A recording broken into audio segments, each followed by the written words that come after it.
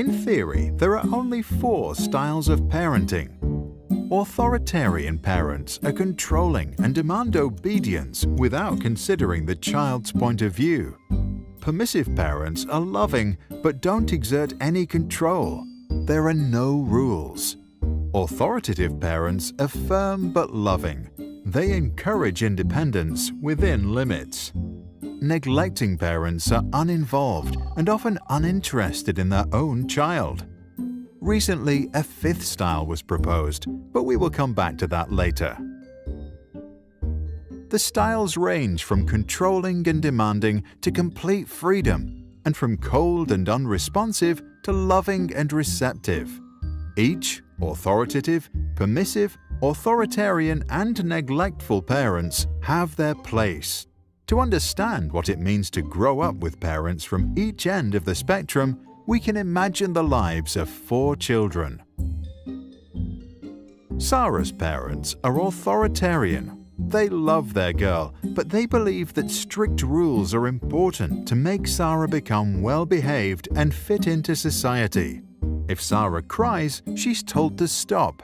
If she talks back, she is sent to the corner for time out. If she forgets to take care of her chores around the house, she is not allowed to play with her toys. Sarah learns that suppressing her emotions and following her duties is the way to get through the day. To get the love of her parents and to avoid making them upset, she becomes obedient.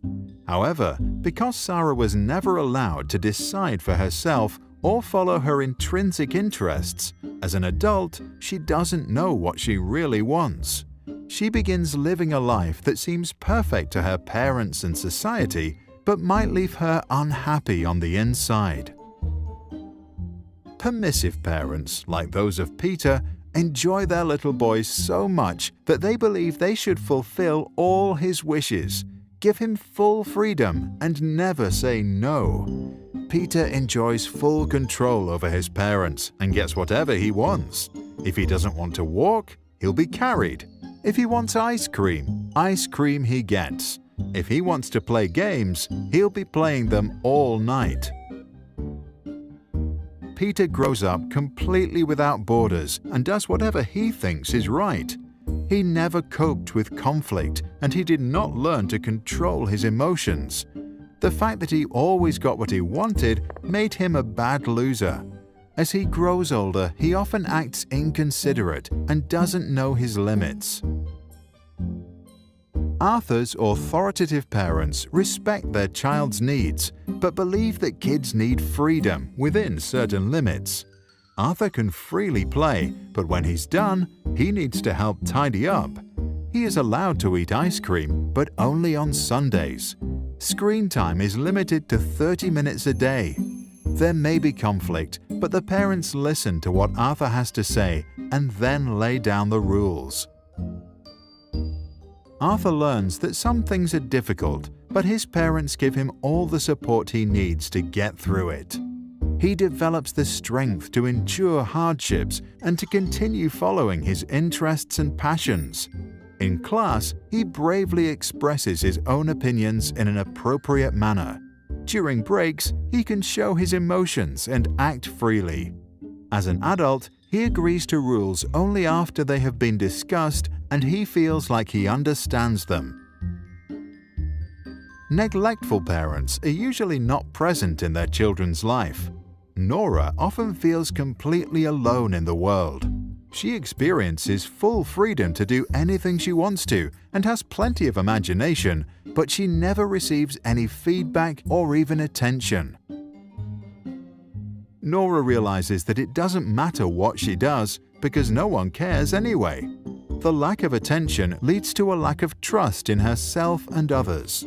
She becomes insecurely attached, unable to form healthy relationships, and develops a negative image of herself. To stop feeling unworthy of love, she tries not to feel anything at all.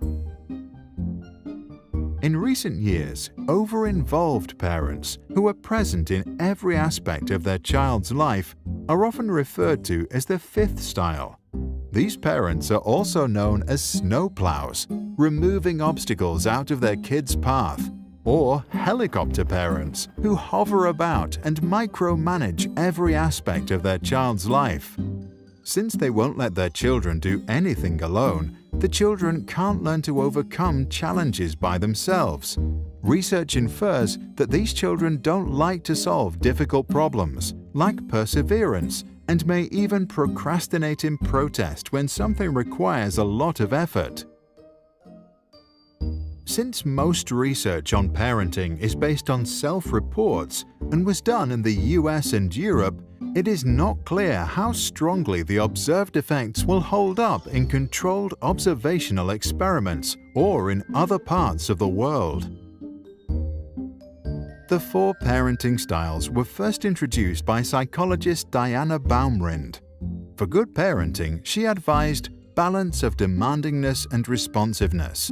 Add to that the wise words of Maria Montessori to never help a child with a task at which he feels he can succeed, and parents should do pretty well. What do you think? Should parents resort to a specific style, or should they decide what's best to do in a given situation, as long as they don't neglect or abuse their child?